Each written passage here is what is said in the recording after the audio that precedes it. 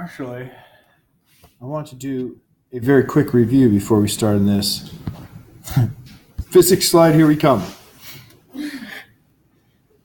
Last night we went over looking at stars, constellations.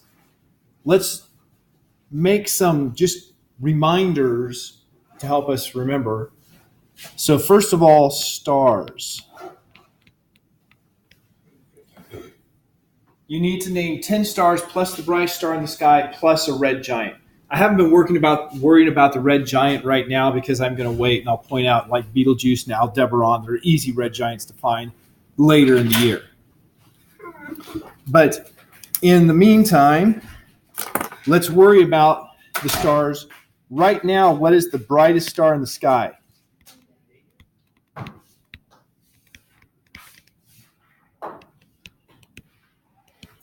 What constellation is Vega in? Not Cygnus.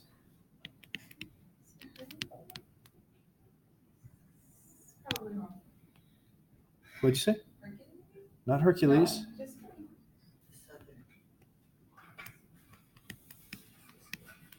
It's in Lyra. Lyra is the one that looks something like that. And Vega is that one there. And it's easy to tell because it's by far brighter than the others. So Vega, the brightest one, is one of the ones you have to point out. Then we have, what's the one that was first pointed out last night? The North Star, or Polaris. What was that? What constellation is Polaris in? Okay, it's in the asterism of the Little Dipper. Ursa Minor. Now, Ursa Minor, remember, constellations are areas, so I probably should have put an outline here for this, and I don't remember exactly what the outline is. I go like that for Lyra, right? I'm more particular about Ursa Major than I am about any others. Okay, so Ursa Minor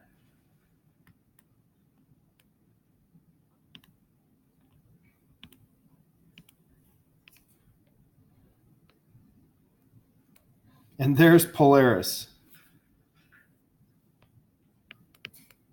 Now, it's an area, so the area for Ursa Minor is pretty much like that. Now, we have a couple asterisms that we could include, and so here's an asterism in green. So green will be asterisms. So there's an asterism. So right now I've already laid out 3 things for our constellations / asterisms in 2 stars. One of them being the brightest one being one to count. What did I recommend for the next 8?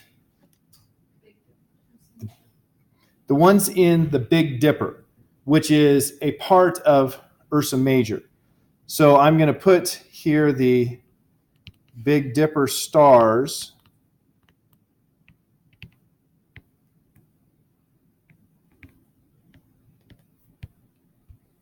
Come on, scroll.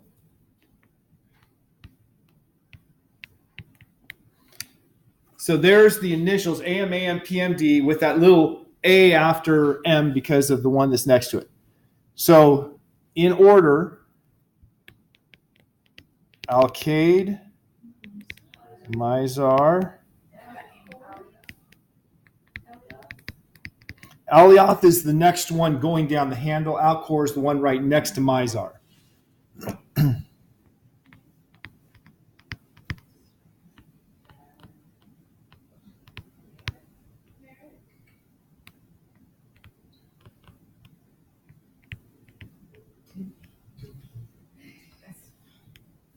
Okay, and of course, those are part of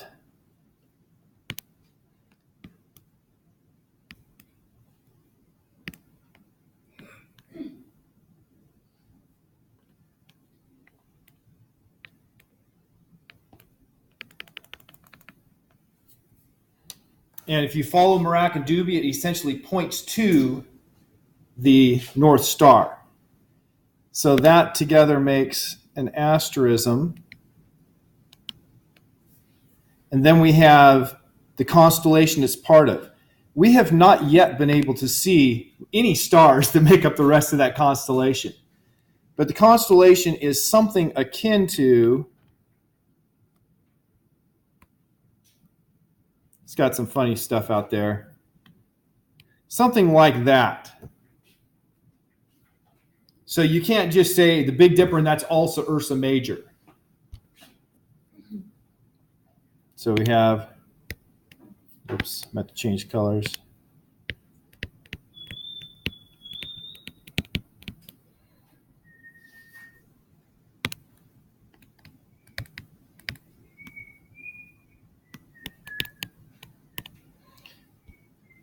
Okay, so now if we look at stars, there's 8 stars there, if you can remember all of them, plus Polaris 9 stars. We only have one more star we need. Which one would be the next one you would choose? Okay, Betelgeuse. Now, Betelgeuse isn't in the sky yet, but Betelgeuse it's a red giant that's easy to find, and I'll just go with you. Betelgeuse, if you look at Orion,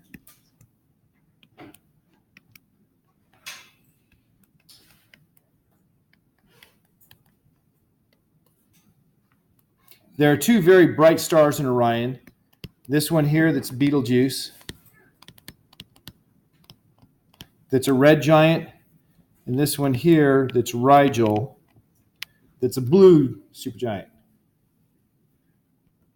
And since we're here with Orion, Orion is bigger because he's got an arm out front, an arm back here. But you have the Orion constellation that's going to be something like, well, it's going to run over into what I drew above, so I'm not going to draw it. You also have asterisms. There's an asterism that's an easy one.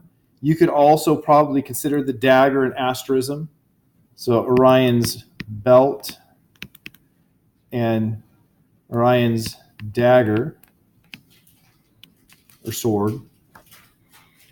So you've got a couple of things there for your constellations / asterisms that you can use, total of 3 there. What other stars might you use besides Betelgeuse? And I'll add Rigel to the list since I drew it. What other ones might you use? What's even the one that's on the big square or whatever? Okay, Alpheratz. Alpheratz is part of the great...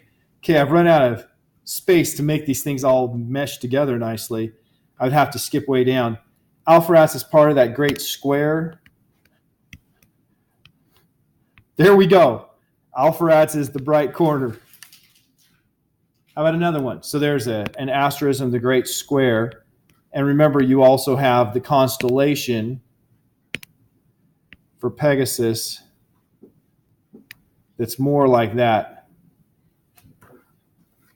What other stars have we learned? I want at least 2 more that we've talked about fair amount. Constellation? No, stars.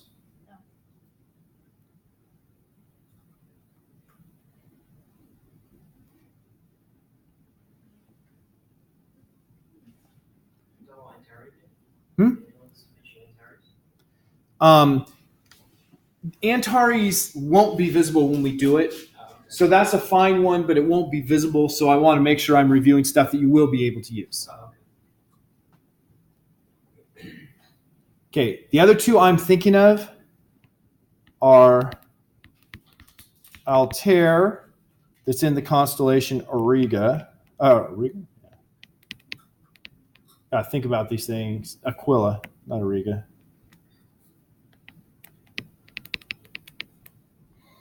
And Deneb, the butt of the swan, in the constellation Cygnus.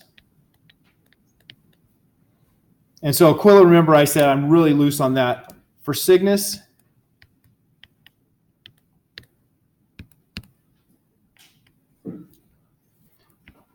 there's Deneb. So the constellation is roughly like that. And you also have the asterism. What's the asterism here?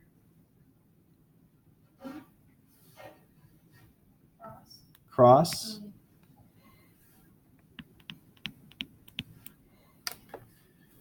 So you have two more constellations / asterisms there with, if you can find Altair, you can find Aquila, just moving around there. And then there's one more that I wanted. Oh, no, that was it for the ones I wanted. Now, as far as constellations and asterisms, let's just count up what we've done. So we have 2, 3, 4, 5, 6, 7, 8, 9, 10, 11, 12, 13 that we've covered in this part. What more do we have that you should know? Well, you should know the circumpolar constellations. Okay, I've now gotten way out of hand here.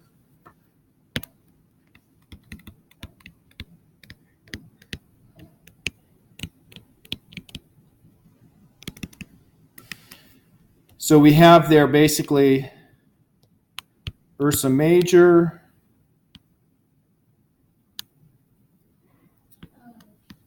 Ursa Minor. In between these,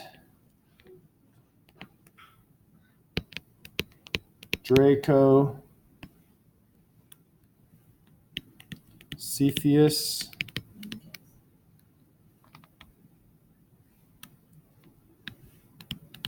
Cassiopeia. I think I probably spelled that wrong. And then somewhere in here we have, I think it's around here, Perseus. So those are our circumpolar constellations, the ones that are always going to be visible to us. It's good to know those because they're always there. And then we also are going to have, Perseus didn't come out like that far, it's like that. And we have here Andromeda. And Andromeda is right next to Pegasus.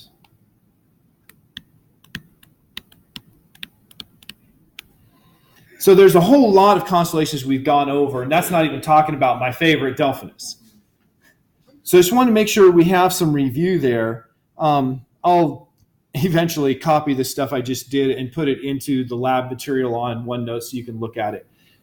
I spent 13 minutes here. I just wanted to make sure that we have some review for what we did last night so you can be a little more prepared for lab. Next week, I will probably break you, well, if it's clear next week, God willing, I'll break you up into teams and do an actual testing for the team. So you'll have one team of 3, one team of 4. Nathan likes to come. If Nathan comes, I'll let him join teams so you have 2 equal teams of 4. And you'll actually have to go as a team and point these things out and name them. So you'll get scored on it, but it's a team score. You have a lot of people to rely on, but you want to be able to do it yourself by the end of the semester. You don't want your team to say, yeah, well, Richard was in our group, but he was no help. So everybody understand? Just don't want any surprises. What? We're supposed to know that already? I thought it wasn't tested for another month. No, but we're working on it. Okay, today we're going to talk about Mercury and maybe get into Venus. Depends on how quickly I teach. So Mercury is a planet. It's the closest planet to the sun. Because it's the closest planet to the sun, it gets by far the most solar radiation. Here's what the surface of Mercury looks like. If it didn't say that this was Mercury, what would you think you were looking at? It looks a lot like the moon. In fact, whoops. Where is it? There's a comparison. Here's Mercury, here's the moon. Now, when you look at one compared to the other, you can see that there's a lot of differences. The moon has these things here that were called seas.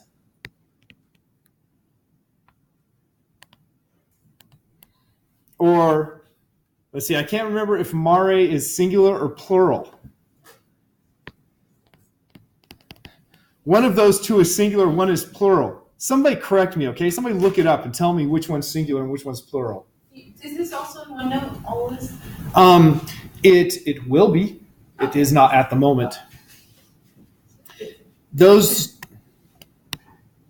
Latin for seas. because when people were looking up there at the moon, they thought those must be seas because they looked dark and like they thought water bodies would look on the moon. We don't see so much of that on Mercury.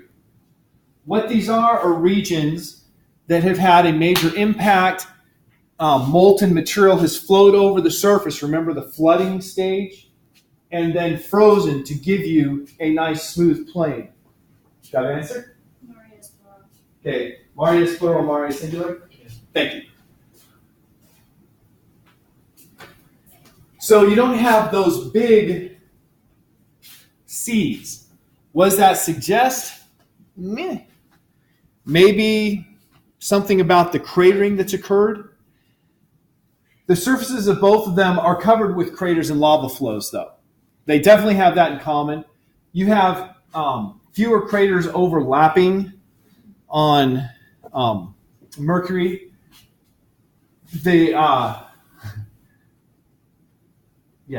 Mercury has lower, or excuse me, Mars has lower.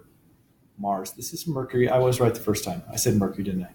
Mm-hmm. Yeah. Mercury has lower crater rims because it has more mass. Because it has more mass, it has a stronger gravitational pull, which pulls things in more, doesn't allow them to go as high.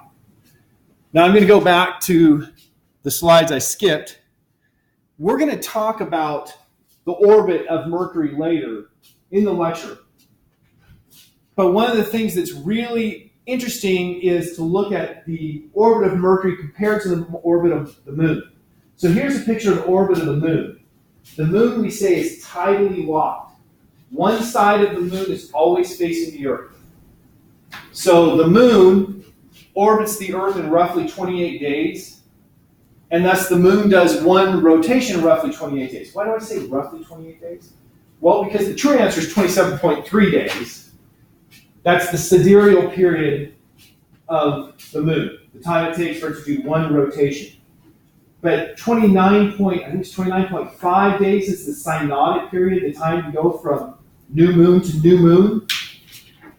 They're different because just like with the Earth's difference in the sidereal day and the mean solar day, it takes time for the Earth to go around, and because moon to go around, and because it's also rotating as it's orbiting and rotating at the same time, it has to do more than one rotation to complete the new moon to new moon cycle. So this 28 days is a compromise, really, between the two.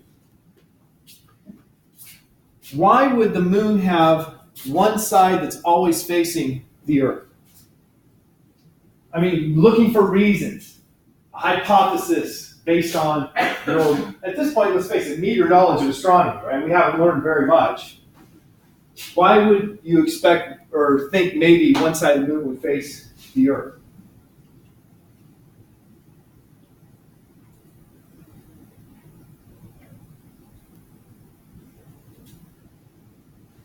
Full ideas, aren't we? Well, to lead you to what scientists believe is the correct answer, we have tides on Earth that are caused by the difference in gravitational pull. Well, we're going to have the same kind of variation with the moon. The Earth's gravitational pull is going to pull harder on the side of the moon that's closer to the Earth, less on the side that's farther from the Earth.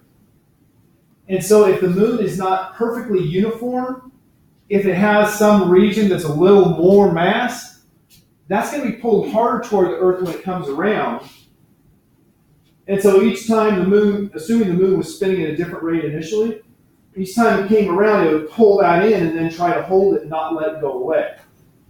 And the net result with lost energy is as rotation was slowed by this effect, eventually got locked in, so the side of the moon that had a slightly bigger mass was the one facing the Earth.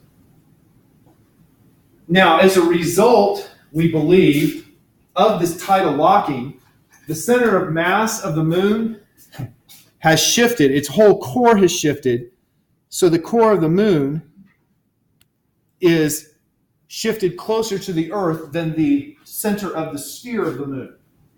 Its core is off-center, surely due to the Earth's gravitational effect. So that's all really cool and interesting, don't you think? Yeah. So, did you say the moon is like accelerating the tides? Okay, yes, it's very slowly gaining energy because of the tides, yes. So, do you think at one point it will just like get enough energy to like go around? In a very, very, very, very long time, that is the asymptotic outcome. I say asymptotic because, you have to be approaching infinite time for it, because the effect will get weaker and weaker as it gets farther and farther away. Okay, so now that one was on the moon. This one is our first real information that I was planning on showing you for Mercury. Most of the information we had on Mercury up until very recently, okay, you can all say goodbye to my wife again. I always like to say that when she walks by. Yeah. Most of the information we had on Mercury until very recently came from the 1970s, when the Mariner spacecraft did some reconnaissance of Mercury. In 2004, NASA launched Messenger. You can see that's all caps. It's a long acronym that was sent to explore Mercury. And in 2008, it had its first flyby. I think it was January 2008, it had its first flyby. So it comes by Mercury and then takes off again. Then October, it came by again. Then it came by again in 2009, I forgot what month. And then finally, March 18, 2011, it settled into an orbit around Mercury. And it stayed orbiting Mercury for 4 years. So they got 4 years of data from this satellite studying Mercury. So our knowledge about Mercury in the last decade has really shot up. Question? What happened to it? Why only 4 years? Well, generally you run out of energy. You have like solar panels. Clearly, Mercury solar panels are going to be very effective, but you still have other obstacles like you're repositioning rockets. You need to have something that you're emitting for those to work. And when you run out of stuff to emit, your rockets are dead even if you have energy from solar panels. So how come that one satellite left someone that's now past Pluto? The Voyagers. I think that the Voyagers are drifting. That is, they're no longer powered by any kind of rockets. So they still have enough power to send signals, but they're just done. That's about it. I think so. Also, keep in mind the technology on those things is really, really limited. Less than the technology on your hand calculator. Because they were launched in the very early 70s and built on technology that was like 10 years before that. So they're very simple technologically. Okay, so what do we know about Mercury? We know that its surface temperature gets really hot and really cold. 700 kelvins. Okay, I never put these numbers in Fahrenheit because who has a feel for large numbers in Fahrenheit? None of us do. So I just stay with kelvins. 700 kelvins is a little bit more than twice the temperature of Earth. But keep in mind, if you go from 20 degrees Celsius to 40 degrees Celsius, you've only gone up about 8%. Right? So it's 20 degrees Celsius is room temperature, 40 degrees Celsius is around 100. So it's quite hot. But on the night side, it's as low as 70 Kelvin. That's colder than liquid nitrogen. So its cold parts are very, very cold. Hot parts are very, very hot. Why? No atmosphere. It's just that simple. You have to have atmosphere to distribute the temperatures around and to keep it more constant. And because it's so small, it doesn't have a very strong gravitational pull. So the speeds of molecules in the daytime, when it's 700 Kelvin, are way faster, for gas molecules, way faster than the escape speed, the speed necessary to escape. Question? So if Mercury is so close to the sun, how did these satellites make it, orbiting around Mercury? Because I would think that because it's closer, it would be really, really hot. Well, obviously it's getting up to 700 Kelvin. It's not as bad as Venus. Venus is farther away, but with its atmosphere, it's a much worse environment. But they had satellites over in Venus also, didn't they? Yes, and they've had one. The longest one to survive was 110 minutes once it came into the atmosphere. Or, well, actually, once it landed on the surface. Oh, Is there any proof that's going to the sun?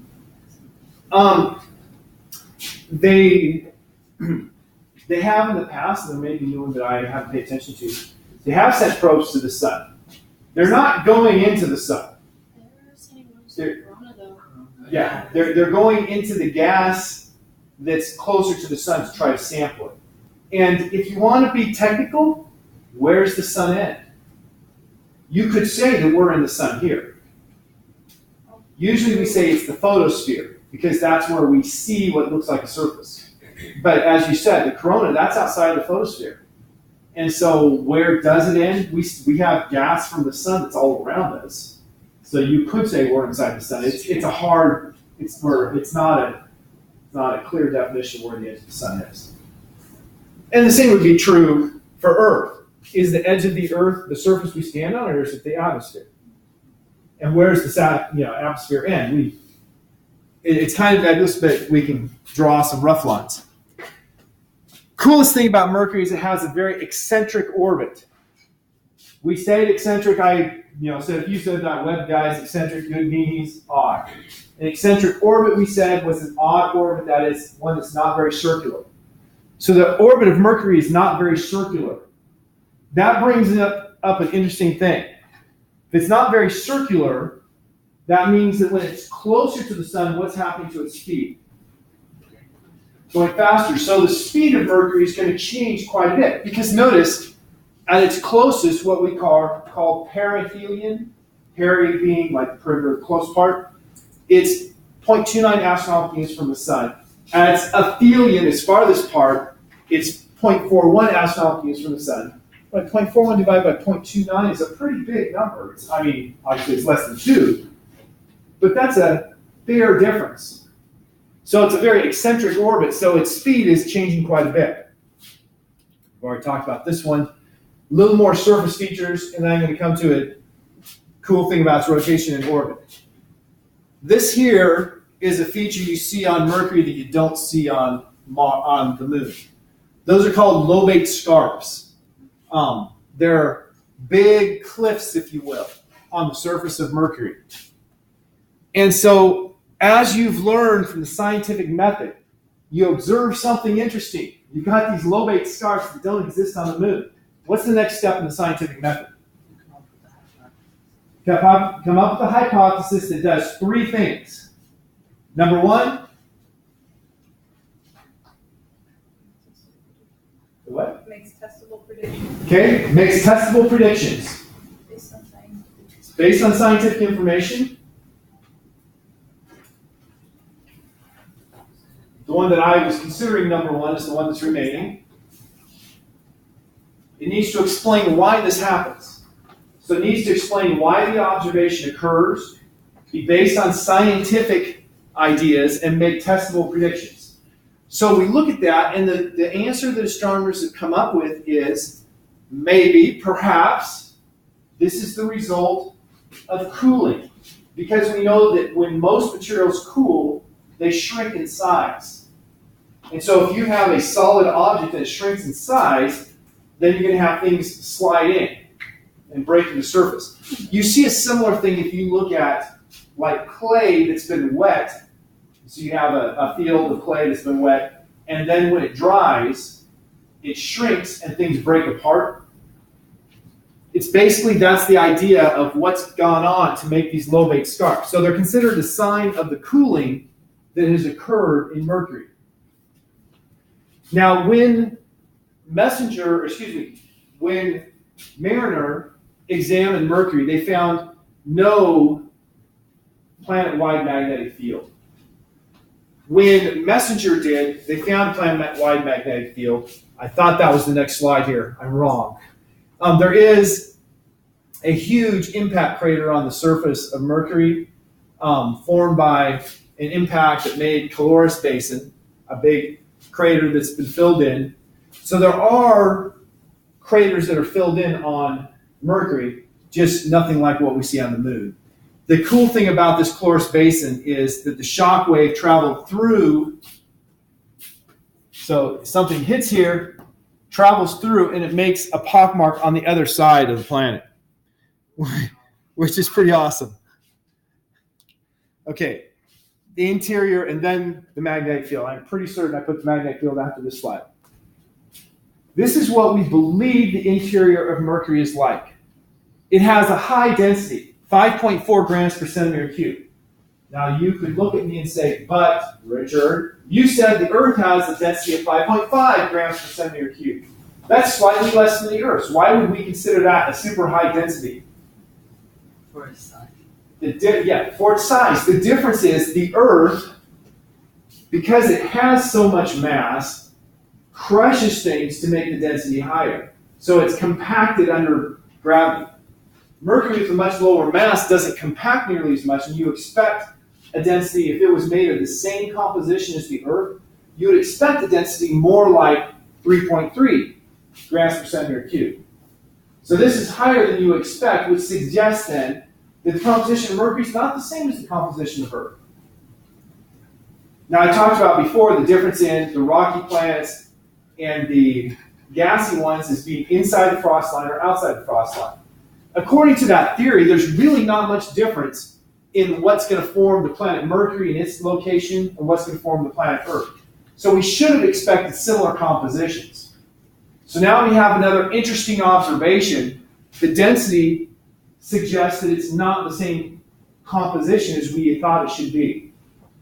And so then you have to have a hypothesis of why. And of course, one easy hypothesis is we were wrong. You know, maybe it should be more dense materials because it's closer to the sun.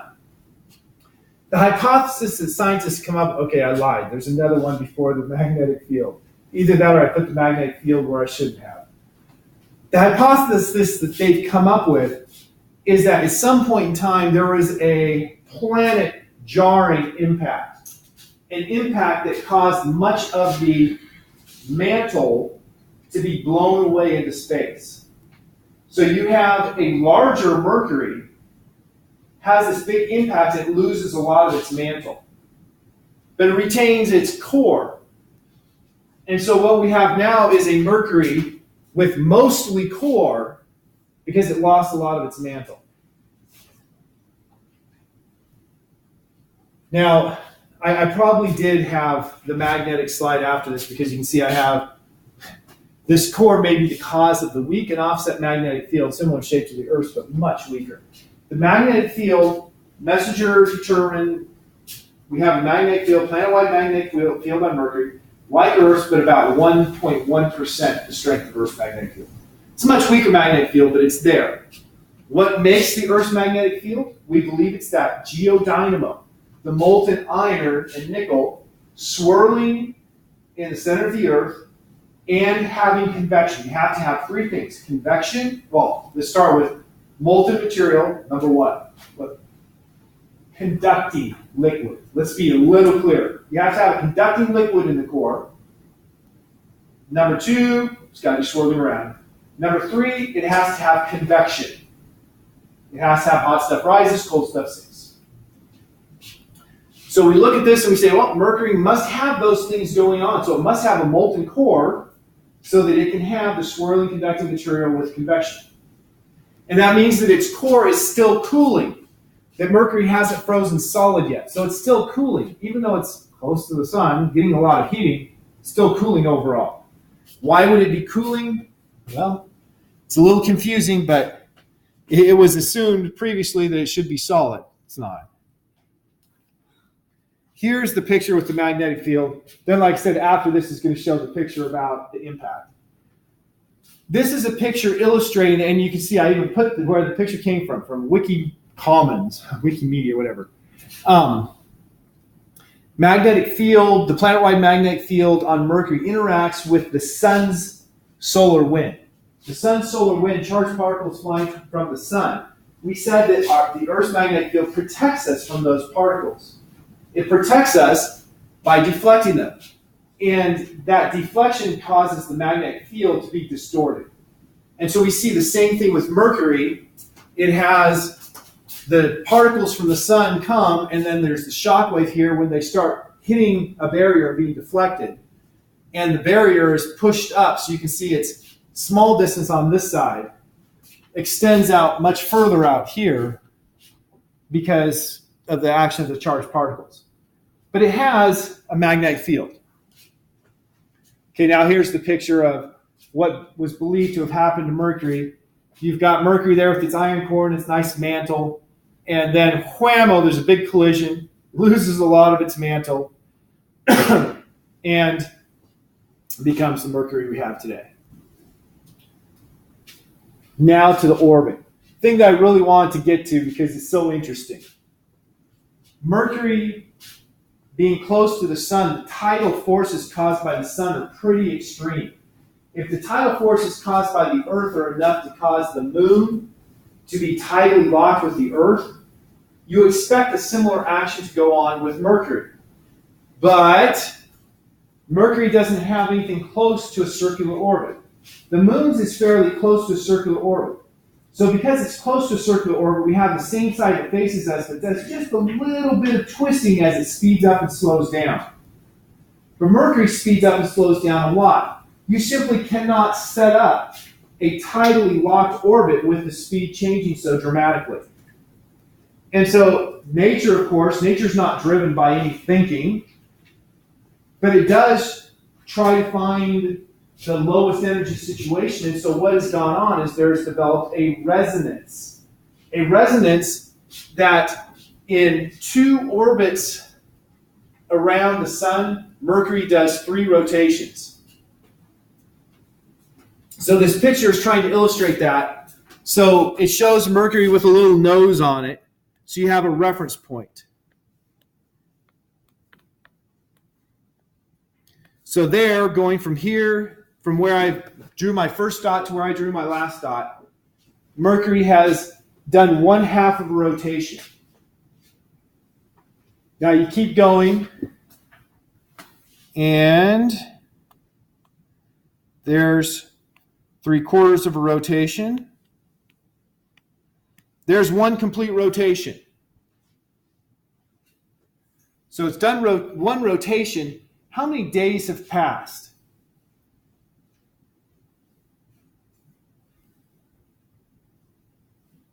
It started with the sun directly overhead. We haven't come back to the sun being directly overhead, have we? In fact, we haven't even gone through half a day yet. We haven't gone to the sun being exactly opposite to our reference point yet. So we keep going. When it gets here, we've gone through half a day. One entire orbit is half a day. What a wonderful and amazing world we have, huh? Goes through the second time, and it's going to go through and complete the day. So it will do a total of 3 rotations in the time it takes 2 orbits, and it's only going to be a day.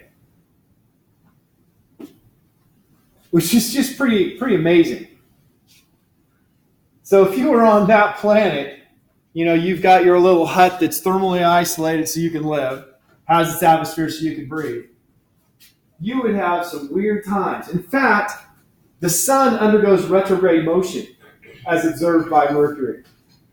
Because of its rotation, going from about here to here, the sun appears to go the opposite direction in the sky. So in your little hut, you'd say, yeah, the sun's going like this, the sun's going, whoa, the sun's starting going backward. Okay, here we go again. It's going forward again. Crazy, huh? I get excited. Okay. So we call this a 3-to-2 orbital resonance. It takes 88 days to do 1 orbit around the sun. Okay. That was my discussion of Mercury. Interesting place. Is there water on Mercury?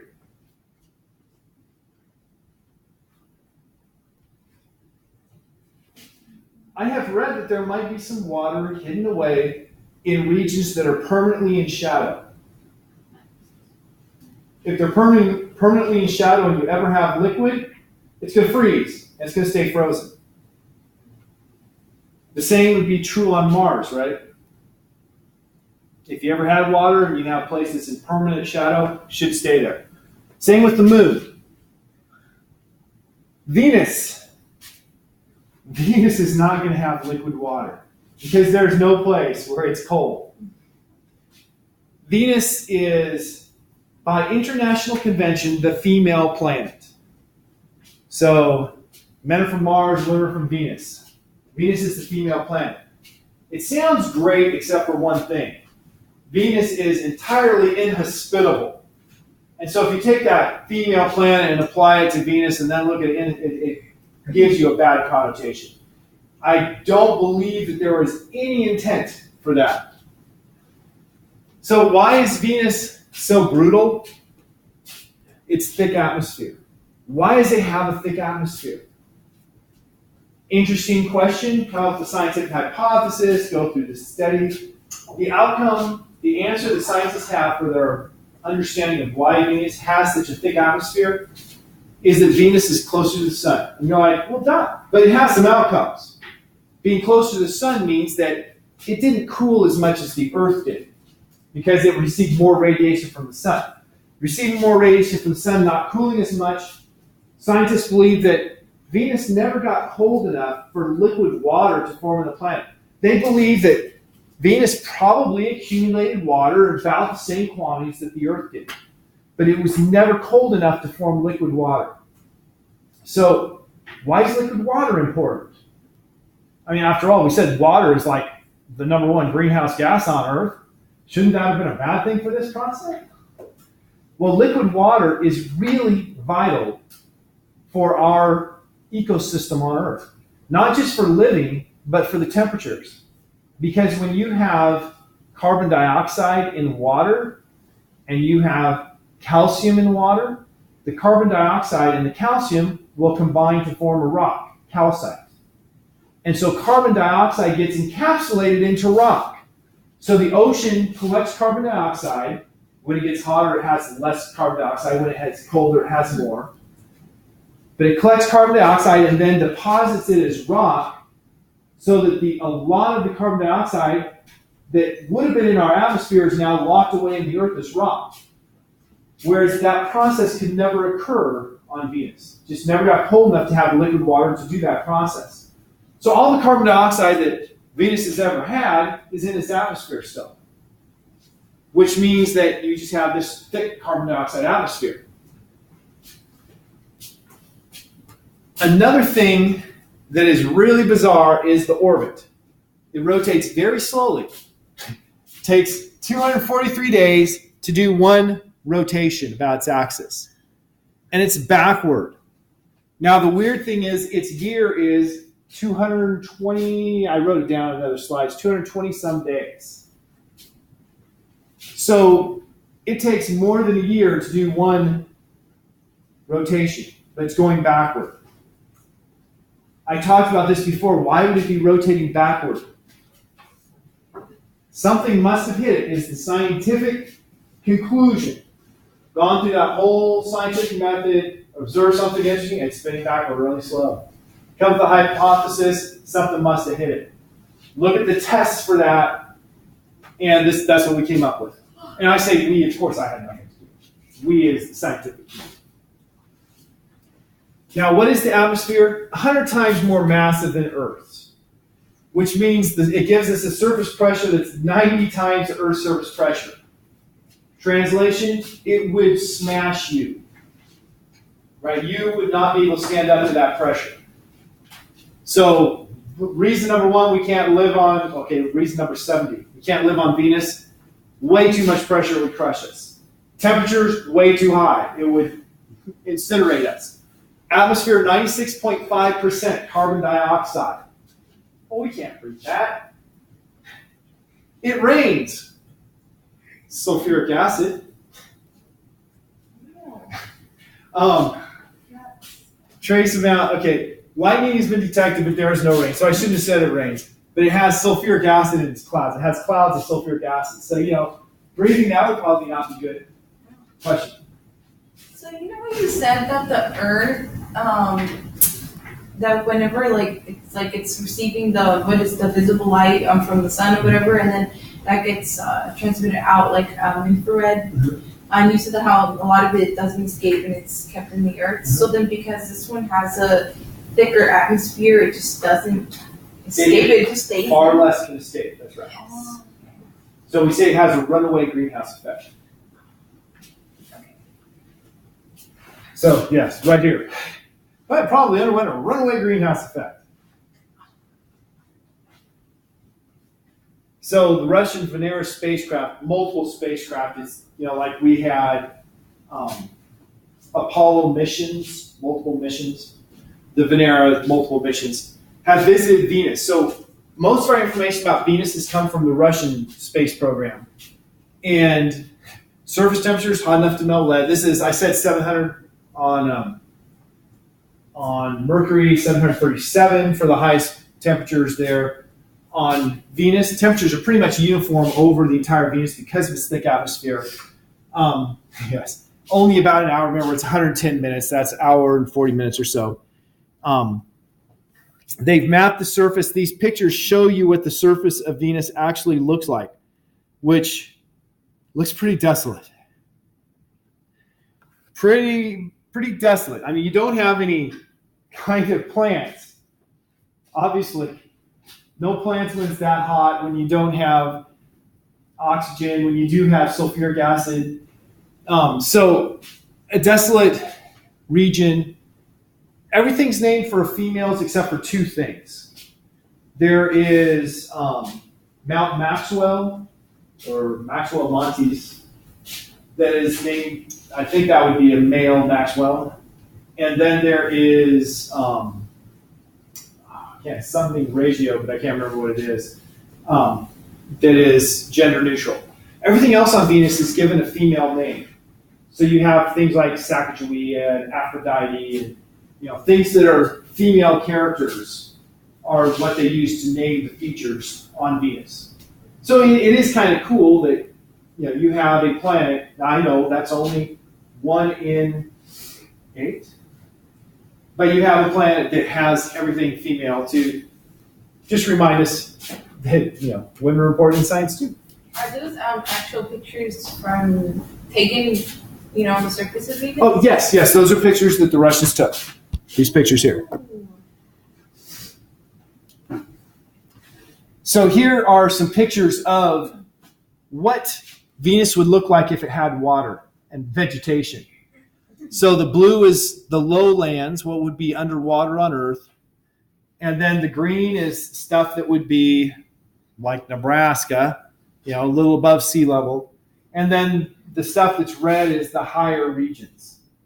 So notice Aphrodite Terra. Obviously, I don't know most of these people. Guinevere, heard of her. Alpha Regio and Beta Regio are the two other that are neutral, gender neutral.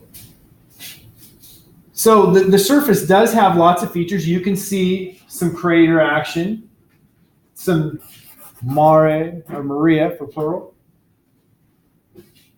It had, here's Maxwell Montes and Lakshmi Planum. Lakshmi is a female character. Interesting locale, Venus. It has lots of volcanic activity, resurfaces. I want to get to its magnetic field. Pancake domes, move on. I talked about its rotation already. Magnetic field. This is, by the way, the last slide. So I'm at the end. Time is at the end. Venus does not have a magnetic field. Within the uncertainty of measurements, we can say that if it has a magnetic field, it's less than 1/1000th the strength of the Earth or so. So basically it has no magnetic field. And so once again, interesting observation. And scientists are like, well, why? What were the 3 things necessary to create a planet-wide magnetic field?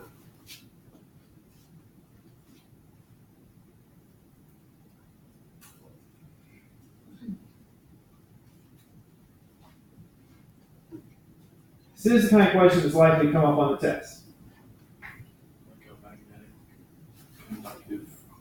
Okay, you need to have a liquid conductive core.